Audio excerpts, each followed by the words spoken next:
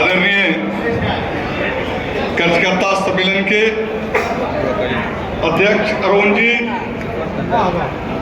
मंच पर आसीन कांग्रेस पार्टी के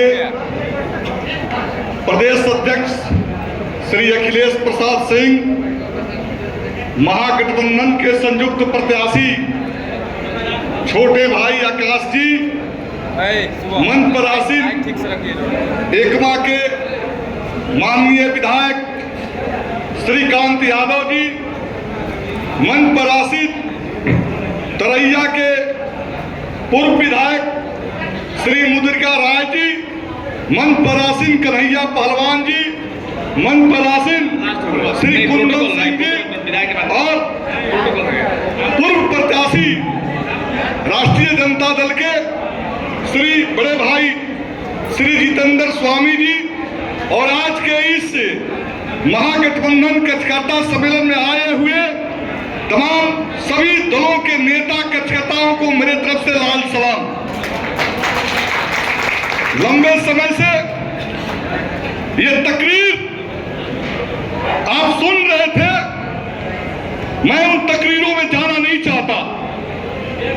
मैं बताना चाहता हूं कि जिन परिस्थितियों में महाराजगंज की सीट कांग्रेस पार्टी को श्री लालू प्रसाद यादव, श्री सीताराम येचुरी, दीपांकर भट्टाचार्य, राहुल गांधी और सोनिया गांधी ने महागठबंधन से कांग्रेस के खाते में महाराजगंज को देने का काम किया।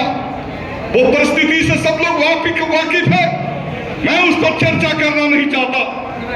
और ये परिस्थिति, उन परिस्थितियों का जवाब ही अखिलेश बाबू के पुत्र आकाश कुमार हैं, क्योंकि जिन परिस्थितियों में पिछले 2 चुनावों से हम हारते आए हैं, पिछले 2 चुनाव जो हम हारते आए हैं उसे विश्लेषण करके महागठबंधन ने सीखने का काम किया है और अपने कुर्मा को बढ़ाने के लिए श्री अखिलेश प्रसाद सिंह के पुत्र आकाश जी को महागठबंधन ने टिकट दिया है। और इसलिए लोगों के पेटों में आज दर्द होने लगा है कि अखिलेश, ये आकाश अमुक जिला से आ गए। आज दर्द क्यों हो रहे? जब मिथिलेश तिवारी गोपालगंज से बक्सर चुनाव लड़ने जा रहे हैं, जब मनोज तिवारी गोरखपुर से दिल्ली चुनाव लड़ने जा रहे हैं, जब श्री नरेंद्र मोदी जी गुजरात से बनारस चुनाव लड़ने आ रहे हैं, तो महागठबंधन का प्रत्याशी अगर कहीं अलग जिलों से आया तो उसमें कोई गुनाह नहीं है, क्योंकि ये सब पता है कि ये भाजपा के लोग जो अच्छे बता रहे हैं, इसके पीछे उनका राजनीतिक मकसद है। और इसलिए मैं आपसे आगाह करना चाहता हूं कि बाहरी और भीतरी की लड़ाई नहीं है, इस देश का संविधान बचाने की लड़ाई है। और संविधान बचाने की लड़ाई के अगुआ दस्ता के रूप में हम सबों ने अपने निजी स्वार्थ और हित को त्याग कर महागठबंधन के प्रत्याशी आकाश कुमार सिंह को मानने का काम किया है। इसलिए मैं आपसे अपील करना चाहता हूं कि मित्रों, जो परिस्थिति मैंने चर्चा की, उन परिस्थितियों का जवाब है और ये जवाब को साबित करना है। आपको जो है काउंटिंग होगा तो यहां से जो है महागठबंधन के प्रत्याशी की जीत सुनिश्चित हमें करनी होगी। आज लोग कह रहे विकास, सुनिए गंभीरता से, इधर उधर मत होइए, क्योंकि आप कच करता है और मैं भी कच करता हूं। लोगों के बीच जाने के बाद लोग कहते हैं कि विकास, बाहर का विकास कैसे होगा? भाई, जो सांसद है, मैं उसी प्रखंड से आता हूं। पिछले 25 साल से या तो मंत्री रहे, या तो सांसद रहे, या तो विधायक रहे, लेकिन एक काम आप महाराजगंज के अंदर बता दीजिए जिस काम से महाराजगंज की जनता का जो विकास हुआ हो, तो मैं राजनीति से संन्यास ले लूंगा। पिछले 10 सालों में न कोई फैक्ट्री लगी, न कोई सड़कें बनी, न कोई केंद्रीय योजनाएं आई। सिर्फ सांसद महोदय का एक ही काम है, बस पंगत में बैठकर जो है भोजन का उड़ाना, और जब चुनाव आ जाए तो ट्रेनों के ठहराव के लिए जो है ठहराव के लिए लिखना, और जब चुनाव चला जाए तो ठहराव खत्म हो जाना। ऐसा सांसद, नकारा सांसद जो सड़क नहीं बना सकता, जो नकारा सांसद स्कूल नहीं बना सकता, जो नकारा सांसद हॉस्पिटल नहीं बना सकता, जो नकारा सांसद गरीबों का राशन कार्ड नहीं बनवा सकता, ये सांसद अगर 10 वर्षों से इस क्षेत्र के लिए है तो ये हमारे लिए दुर्भाग्य है कि ऐसा निकम्मा और नकारा सांसद को हमने स्वीकारा है। इसलिए वक्त आ गया भाइयों, हम डंके के चोट पर पहले से कहते रहे कि महाराजगंज, जो लोग कहते थे कि हमारे बाप दादा की जमींदारी है, हमने आज से 1 साल पहले कहा था कि महाराजगंज किसी की बाप के जागीर और जमींदारी नहीं है। अगर कोई भूल बस समझ लिया था तो मैं सतेंद्र यादव उस समय कहा था कि खंडहार में बदल देंगे, महाराजगंज आम जनता का है और यहाँ से आम जनता का उम्मीदवार आकाश कुमार सिंह की जीत होगी। और इसलिए भाइयों, ये दर्द शुरू हो गया। पहले क्या होगा, भाजपा के लोग, आरएसएस के लोग कई तरह के सिगुफा छोड़ते हैं कि ये प्रत्याशी नहीं जीतेगा, ये प्रत्याशी बाहर से है, ये है। मैं आपसे कह देना चाहता हूं, 2,30,000 से उनकी जीत हुई थी पिछली बार। 50,000 यादव मत भाजपा को गया था। जो परिस्थिति बस भाजपा को जिन यादवों ने वोट दिया था, आज वो 50,000 वोट जो महागठबंधन ने लौटा है। और जिन परिस्थितियों में भूमिहार समाज का, मैं खुला बात कहता हूं, भूमिहार समाज का वोट एनडीए को गया था, आज 1 लाख वोट जो है वापस हुआ है। 1.5 लाख वोट, जो 1.5 लाख वोट हमको उधर से आया, वो 3 लाख के जवाब है। अगर इस बात को हम सुनिश्चित कर दे तो भाजपा को यहाँ से कोई हारने से रोक नहीं सकता और हमें जीतने से कोई रोक नहीं सकता है। इसलिए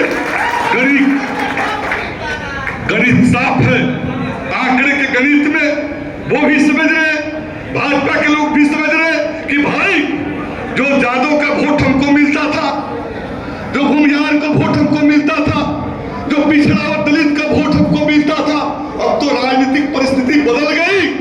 तो ये जितने पिछड़ा, दलित, अकलियत, यादव, भूमिहार, सब लोग एक पैटर्न पर आ गए, एक मोर्चा पर, एक झंडे के तरफ महागठबंधन के साथ खड़े हैं। और इसलिए अब हम दावे के साथ कह सकते हैं कि महाराजगंज के अंदर जो है इंडिया गठबंधन का परचम लहराने से कोई नहीं रोक सकता। भाइयों, हम बहुत बात राष्ट्रीय स्तर पर नहीं कहेंगे, एक बात जरूर कहेंगे कि लोग कह रहे हैं, भाजपा के लोग, कि हम राशन दिए हैं।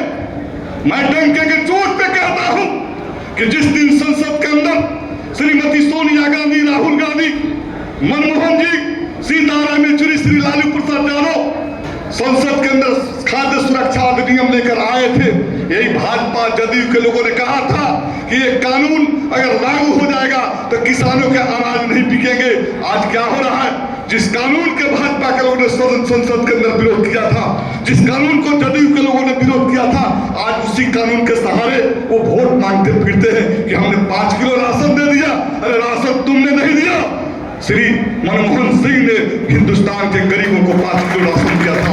इसलिए मैं कहना चाहता हूँ, कोरोना के टाइम 120 रुपया फ्री किया गया, उन्होंने कहा कि 29 तक फ्री रखेंगे। मैं तो कह रहा हूँ, हम कम्युनिस्ट पार्टी के नेता हैं, CPIM के नेता हैं, हम लोग यूपीए बनी थी, उस समय कमल मिनमन प्रोग्राम में कहा था कि 25 किलो अनाज जो है लोगों को देना पड़ेगा। आज हमारा नेता श्री तेजस्वी प्रसाद यादव ने कहा है, हमारी पार्टी तो 25 किलो कहती है, लेकिन महागठबंधन के घोषणा पत्र में हमने कहा है कि 10 किलो फ्री अनाज देंगे। हम 5 किलो नहीं, हमने 5 दिया था, अब 10 किलो फ्री अनाज देंगे। हमने कहा आम आदमी पार्टी दिल्ली के अंदर 200 यूनिट फ्री बिजली देती है, हमने कहा है कि 200 यूनिट फ्री बिजली देंगे, 1 करोड़ नौजवानों को नौकरी देंगे। और हमने कहा इसलिए नौकरी की बात कि हमारा नेता बिहार का श्री तेजस्वी प्रसाद यादव तो 10 लाख रुपये, 10 लाख नौकरी देने का वादा किया था। पिछले 17 महीना के कार्यकाल में 5 लाख नौकरी हम लोगों ने दिया और 3 लाख नौकरी जो है वेटेड है, जो कैबिनेट से पास है। कुल मिला के 8 लाख नौकरी हमने 17 महीने के कार्यकाल में देने का काम किया। ये हमने जो कहा उस वादा को पूरा करने का काम किया। और इसलिए भाइयों, जब अति पिछड़ा के अंदर जाइएगा तो आप राशन के सवाल जरूर उठाइए, फ्री राशन का। आप जाइए उनके पास, 200 यूनिट बिजली फ्री का सवाल उठाइए। नौजवान जो छपरा, सिवान, गोपालगंज, बलिया, आरा, मर्दाना का जिला होता है, जहां के नौजवान मिलिट्री की तैयारी करते हैं, सीआरपीएफ पुलिस की तैयारी करते हैं। आज मिलिट्री की भर्ती बंद है, मिलिट्री की भर्ती हो नहीं रही है। 4 साल के लिए नौकरी के उन्होंने कहा अग्निवीर योजना देंगे। आप इस सवाल को जो है नौजवान के बीच ले जाइए। अगर हमारी सरकार बनती है तो हम 4 साल के लिए नहीं, हम परमानेंट सैनिक बहाल इस देश के अंदर करेंगे। ये बात को लेके जाइएगा। जब हम इस बात को लेके जाएंगे तो भाजपा वाला के पास कोई जवाब नहीं है। जब हम इस बात को लेके जाएंगे कि 25 वर्षों का ये सांसद विधायक जिसने एक सड़कें नहीं बनाई, जिसने एक स्कूल नहीं खोला, जिसने एक हॉस्पिटल नहीं बनाया, जिसने महाराजगंज के एक इंडस्ट्री नहीं लगाया, ये 25 साल के सांसद को आज रखने की जरूरत नहीं है। बहुत लोग कहते हैं कि बाहरी है, हम तो कहते हैं ये जो गाय ना बाहे ना बियायु कसाई खुदा जहां है। तो ये 25 साल से कुछ हुआ नहीं, तो ऐसा व्यक्ति को महाराजगंज का नेतृत्व करने की जरूरत नहीं है। इसलिए मैंने कहा कि वर्तमान राजनीतिक परिस्थितियां दोधारी तलवार पर है। कुछ लोग महागठबंधन के बारे में कंफ्यूज कर रहे हैं। मैं कहना चाहता हूं मांझी की जनता की तरफ से कि मांझी की जनता की तरफ से जो है लाखों मतों से मांझी से हम विजयी बनाने का काम करेंगे आकाश कुमार सिंह को। ये मेरा वादा है और इसलिए कि हमने बढ़ चढ़कर मांझी की जनता ने इस बात को चुनौती को लिया है कि महाराजगंज जिसको कभी कहा जाता था कि जमींदारों का जागीर है, तो कौन सा गढ़ है? हमने कहा है कि गढ़ और जगीरदारी अब नहीं चलेगी। महाराजगंज में आम आवाज की आवाज आकाश कुमार बनेंगे। इसलिए ये जगीरदारी को अब खंडहर में बदलने का वक्त आ गया है। यही लड़ाई, यही रास्ता जो है खंडहर में बदलेगा। इसी खंडहर के बीच से एक नया जो है रास्ता खुलेगा, जो गरीबों का, पिछड़ों का, अकलियतों का, अति पिछड़ों का रास्ता होगा। इन्हीं बातों के साथ मैं एक बार पुनः कहना चाहता हूँ ब्राह्मण समाज से, भूमिहार भाइयों से भी कहना चाहता हूँ कि भाइयों गंभीरता से सुनिएगा। आपका पिछले 2 टर्म 3 टर्म से प्रतिनिधित्व समाप्त था। आप मांगने की हिम्मत नहीं करते थे, हिमाकत नहीं थे। आप भाजपा के पास जाके गिड़गिड़ाते थे। रामोदेश्वर शर्मा को मिला था, गिरजा देवी को मिला था, पीके शाही को मिला था। पिछले 2-3 टर्मों से इस बिरादरी के लोगों को किसी राजनीतिक पार्टी ने टिकट देने का काम नहीं किया। और आज हम लोगों ने प्रयास करके सीपीआईएम, सीपीआई माले, कांग्रेस और राजद ने प्रयास करके कहा, हमने वकालत करके लालू प्रसाद यादव जी से कहा, तेजस्वी से कहा, क्योंकि मैं भी प्रत्याशी था और मैंने जितेंद्र भाई भी ऐसे प्रत्याशी थे, लेकिन मैंने डंके के चोट पर कहा कि महाराजगंज कोई जीत सकता है। समीकरण सीधे सीधे है, अगर तमाम वोटों में भूमिहार को हम जोड़ ले तो महाराजगंज के अंदर इंडिया गठबंधन जीतेगा। हमारी बात को तेजस्वी प्रसाद ने अप्रिशिएट किया, लालू प्रसाद ने अप्रिशिएट किया, सोनिया गांधी ने अप्रिशिएट किया, उम्मीदवार बना दिया। हम जंग, दिल्ली के जंग और पटना के जंग फतह करके महाराजगंज के अंदर पहुंचे हैं। अब ये जंग जो शुरू है, ब्राह्मण समाज के लोगों को, भूमिहार समाज के लोगों के पास चैलेंज है कि आप अपना जमात खड़ा करने चाहते हैं या दूसरे के जमात में जाकर जो है बैठकर जो है पंगत उड़ाना चाहते हैं। हमने तो सुना है ये रामदेव सिंह की धरती है, ये गिरजा पांडे की धरती है, ये उमा पांडे की धरती है, ये बैजनाथ पांडे की धरती है, जहां पर हमेशा महाराजगंज के अंदर एक जो है कतार ब्राह्मणसियों के नेतृत्व में लड़ा गया है और एक दूसरा कतार के खिलाफ। इसलिए भाइयों ये वक्त जो है हमने टिकट दिया, हमने आपको मुख्य कतार में लाने का काम किया है। चुनौती आपके सामने है कि आपका बेटा मंजूर है कि दूसरा शैतान मंजूर है। हमें उम्मीद है कि आपको अपना बेटा मंजूर होगा। आकाश कुमार को मत देने का काम करेंगे। इन्हीं बातों के साथ, इसी अपील के साथ कि 6 तारीख को आकाश बाबू का नॉमिनेशन है। आप तमाम लोग यहां से जाइएगा। 2 काम करना है। एक तो पहला काम है नॉमिनेशन की तैयारी करना, अधिक से अधिक संख्या में छपरा पहुंचना है। आकाश बाबू के नॉमिनेशन में 12-11 बजे नॉमिनेशन की प्रक्रिया शुरू होगी। दूसरी बात मैं कहना चाहता हूं, ये तमाम जो उद्देश्य की मैंने चर्चा की, ये तमाम उद्देश्य को अगर सफलीभूत बनाना है, परिणाम में बदलना है, तो आपको जो है बूथ लेवल पर, पंचायत लेवल पर कैंपेन करना होगा। और इसलिए मैं वादा करता हूं आपसे कि आज जो मीटिंग हो रही है ये गठबंधन के कार्यकर्ताओं का सम्मेलन है। कल से जो है तमाम जगहों पर हमारा प्रत्याशी गांव में निकलेंगे, शहरों में निकलेंगे, चौक चौराहे पर जाएंगे और आपसे अपील करेंगे। इसलिए पहला पड़ाव ये धरती महाराजगंज क्रांतिकारियों की धरती है, स्वतंत्रता सेनानी की धरती है। और इसलिए एक गांव को गोद नरेंद्र मोदी जी ने लिया था। सुशील बाबू कह रहे थे सिवान में हमारा छपरा जिला के अंदर एक बरेजा गांव है जिसको सांसद महोदय नरेंद्र मोदी ने कहा कि इसको हम गोद लेते हैं। बरेजा में बड़ी 1942 के आंदोलन में, 1932 के आंदोलन में, 1936 के आंदोलन में, जब सारा जिला के स्वतंत्रता आंदोलन के इतिहास का अध्ययन कीजिएगा तब बरेजा गांव का स्वर्णिम अक्षरों में नाम लिखा होगा। एक नहीं सैकड़ों कांग्रेसियों ने आजादी की लड़ाई लड़ी और आजादी की लड़ाई जीती। वो गांव था बरेजा। उसको उन्होंने कहा कि हम गोद लेते हैं और गोद लेने के बाद मैं भी वहां का विधायक हूं। मैंने 4.5 करोड़ की लागत से उस पंचायत का विकास किया, लेकिन उन्होंने मात्र 63 लाख रुपया उस गांव को देने का काम किया। इसलिए कल 9 बजे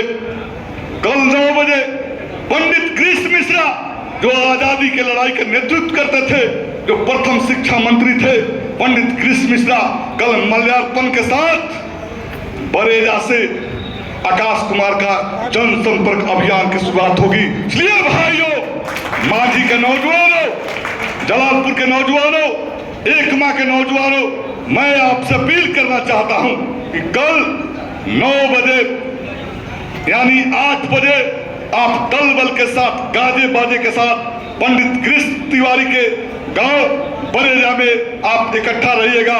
माननीय सांसद अखिलेश बाबू को स्वागत करने के लिए और अपने महागठबंधन के प्रत्याशी श्री आकाश कुमार सिंह के जनसंपर्क यात्रा की शुरुआत करने के लिए इन्हीं बातों के साथ, इसी अपील के साथ, ये लालटेन, ये हसुआ हथौड़ा, ये 3 तारा, ये और ठंडे की बात अब थोड़ा डाउन कर दीजिए। अब की बार वोट पड़ेगा पंजा छाप पर। सिर्फ पंजा छाप की बात ज्यादा होनी चाहिए। झंडा बैनर आपका और छाप किसका रहेगा? कांग्रेस का, पंजा छाप पर। इसलिए मैं पुनः ये उम्मीद दिलाना चाहता हूं कि जो आज हजारों कार्यकर्ता जीते हैं, कहीं संशय की गुंजाइश नहीं है। हमने तो कह दिया कि हमने गेंद को ब्रह्मर्षि समाज के पाले में डाल दिया है। आप जितना तेजी से किक करोगे संसद उतना ही नजदीक होगा, संसद में आपके किक से घुस जाएगा। कि भाइयों, मैं ब्रह्मर्षि समाज को ललकार रहा हूं कि चुनौती को स्वीकार करे। पिछड़ा, दलित, अकलियत कंधे से कंधे मिलाकर आपके साथ खड़ा है। इनकलाब जिंदाबाद, लाल सलाम।